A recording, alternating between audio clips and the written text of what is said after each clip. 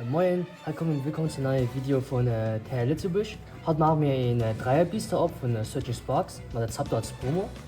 Heute sind wir noch gepackt. Ich mache also das schnell ab.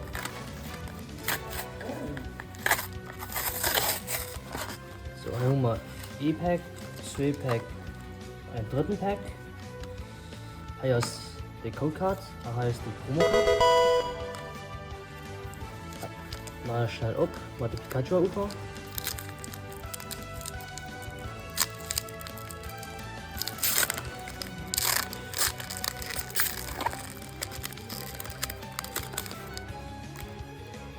Ich gucke an der Seite, Energie Teil 4, Wasserenergie, Uxi,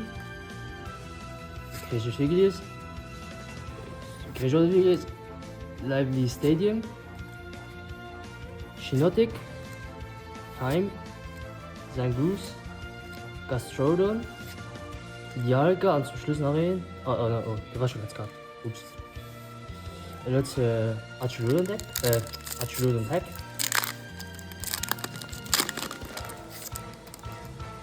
Kommt an der Seite, Energie 4, Energie Reveal, in Dunkelheit Energie,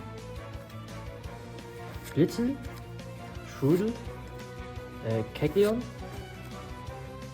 Tripinch, Dragon Elixir, Xerneas, Passimian, Quaxly, Registeel und zum Schluss noch ein Zarude. Also, Last Pack Magic.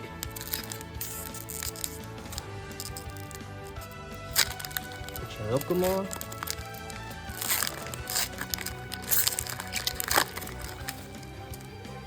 Hi, Energie 4.